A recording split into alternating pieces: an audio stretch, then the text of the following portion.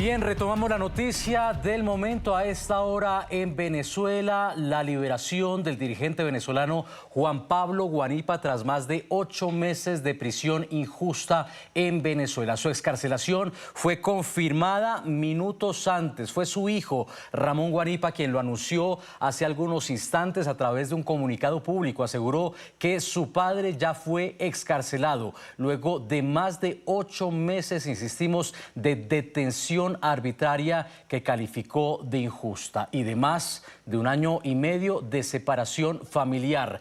Ramón Guanipa afirmó que la familia podrá reencontrarse pronto, pero advirtió que cientos de venezolanos siguen injustamente encarcelados. Además, exigió la liberación inmediata, plena e incondicional de todos los presos políticos en Venezuela. Y mucha atención, me están informando a esta hora que ya están rodando, circulando las primeras declaraciones en libertad de Juan Pablo Guanipa. Escuchamos.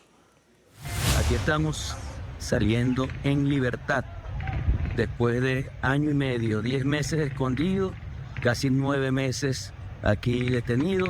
Hoy estamos saliendo en libertad. Mucho que hablar acerca del presente y del futuro de Venezuela, siempre con la verdad por delante. Y atención, porque María Corina Machado celebró la excarcelación ya de Juan Pablo Guanipa y lo calificó como un héroe, asegurando que la historia lo reconocerá siempre. Contando los minutos para abrazarte, escribió Machado, quien también reiteró su llamado a la libertad de todos los presos políticos. Juan Pablo Guanipa es uno de los aliados políticos más cercanos de María Corina Machado, la líder democrática venezolana y Premio Nobel de Paz 2025.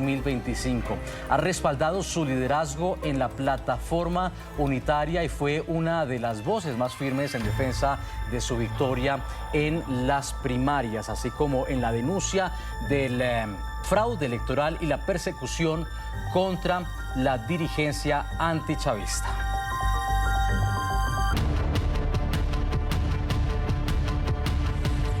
Ya ha pasado 1 mes desde que el régimen dijo que liberaría una cifra importante de presos políticos y aunque han pretendido inflar la cifra, las excarcelaciones están muy por debajo de ese número. Ahora la cuenta regresiva se centra en el martes, cuando sería aprobada una ley de amnistía que, según el régimen, otorgaría libertad plena a todos los presos políticos a más tardar el viernes.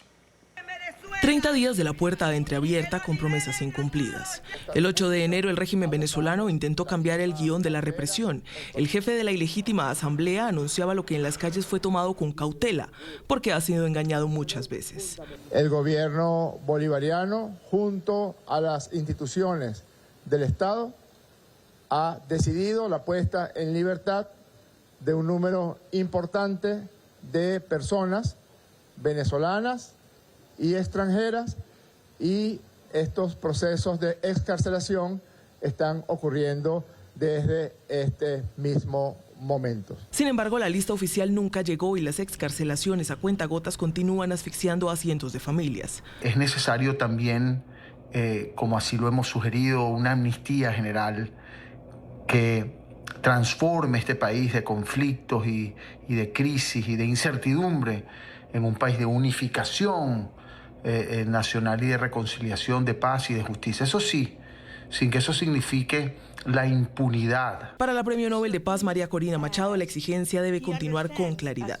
No hay transición con represión. Obviamente no es algo que voluntariamente el régimen haya querido hacer, sino es producto de la presión real que ha recibido por parte del gobierno de los Estados Unidos. Con quienes manejan el aparato represivo, ningún anuncio representa un cambio. Según un pronunciamiento del presidente de Estados Unidos, Donald Trump, obedece a presiones continuas. Venezuela está liberando a un gran número de presos políticos como señal de búsqueda de la paz. Se trata de un gesto muy importante e inteligente. Estados Unidos y Venezuela están colaborando estrechamente. Estos 30 días también han marcado el final del silencio de quienes han desnudado los actos de un régimen ahora en proceso de desmantelación. Pasaron meses en la clandestinidad por la persecución y ahora Venezuela vuelve a ver sus rostros, no porque confíen en el sistema, sino porque el miedo existe, pero ya no los paraliza. Hoy hay una nueva etapa del país, obviamente. En esta nueva etapa que comienza para nuestra nación, es evidente que todos esperamos el fin de la persecución. Aunque cientos quieren aferrarse al optimismo, chocan contra un muro de realidad a pesar de una nueva promesa que está en conteo regresivo, porque el miedo al incumplimiento siempre es una sombra que agobia. La ley de amnistía que tuvo luz verde en primera discusión sería finalmente aprobada el martes en medio de dudas sobre el texto presentado. Nosotros esperamos que entre el martes que viene y a más tardar el viernes están todos sueltos. Venezuela vive una libertad condicional. Aunque algunos celebran los reencuentros, otros viven minutos eternos frente a los portones de los centros de tortura. Temen que la puerta de esperanza pueda cerrarse antes que sus seres queridos puedan cruzarla. La ONG Foro Penal lleva el conteo sobre presos políticos en este último mes. Desde el 8 de enero, 383 prisioneros de conciencia han sido excarcelados. Sin embargo, la organización reporta que 687 personas siguen arbitrariamente tras las rejas por motivos políticos.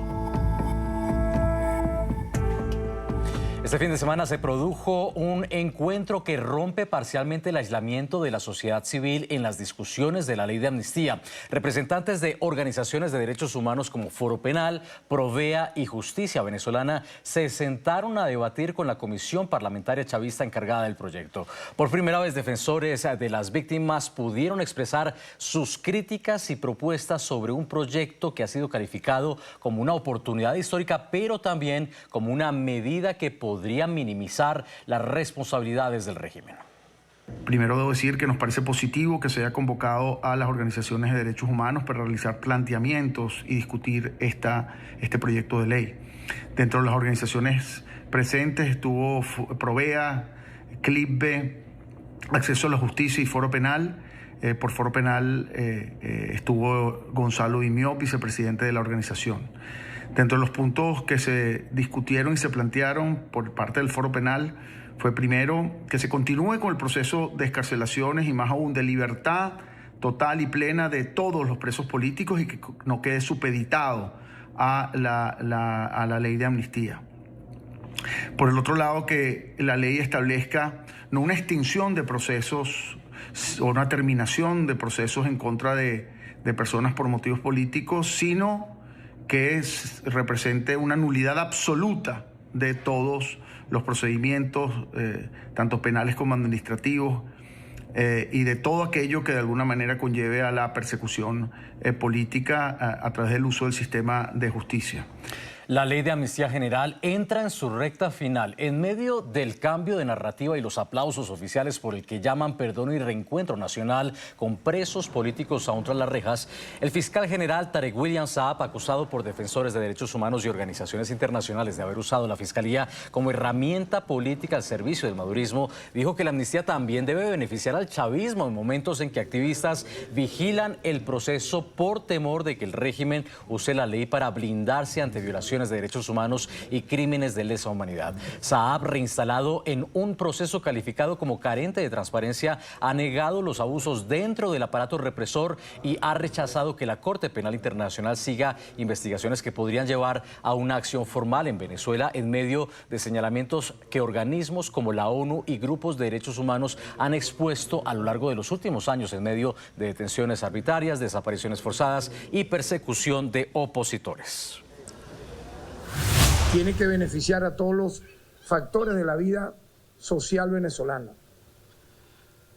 Opositores, pro gobierno, factores que han estado en pugna durante todos estos años y que queremos hoy, y yo estoy seguro, diputado, presidente Arriaza de esta comisión, lo vamos a lograr.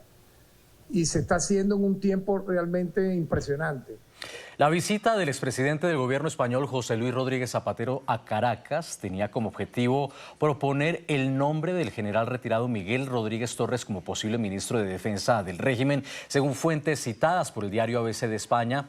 Asilado en ese país bajo el gobierno socialista de Pedro Sánchez, Rodríguez Torres fue mano derecha de Hugo Chávez, acusado de comprar conciencias y creador de uno de los centros de tortura del madurismo conocido como La Tumba. Su nombre aparece en medio de una reorganización de la cúpula del régimen tras la captura y extracción de Nicolás Maduro y Cilia Flores el 3 de enero. El viaje de Zapatero fue presentado oficialmente como una visita para integrarse a la comisión encargada de la propuesta de ley de amnistía, según la encargada del régimen, Delcy Rodríguez. Me reuní con el expresidente José Luis Rodríguez Zapatero, reafirmando nuestro compromiso con el Programa para la Convivencia Democrática y la Paz, en favor del encuentro entre venezolanos, la unidad nacional y la estabilidad de nuestra república. En Caracas, la Maratón CAF 2026 se transformó también en un escenario de protesta civil. Corredores que pasaron por el Helicoide, el infame centro de detención y tortura utilizado por el régimen chavista, expresaron su solidaridad con los familiares de presos políticos, coreando consignas como libertad. Este gesto se produce en medio de las constantes denuncias de organizaciones de derechos humanos y activistas que llevan un mes en vigilias frente a los centros de detención, exigiendo la liberación total e incondicional de los detenidos, una demanda respaldada también por la Iglesia Católica.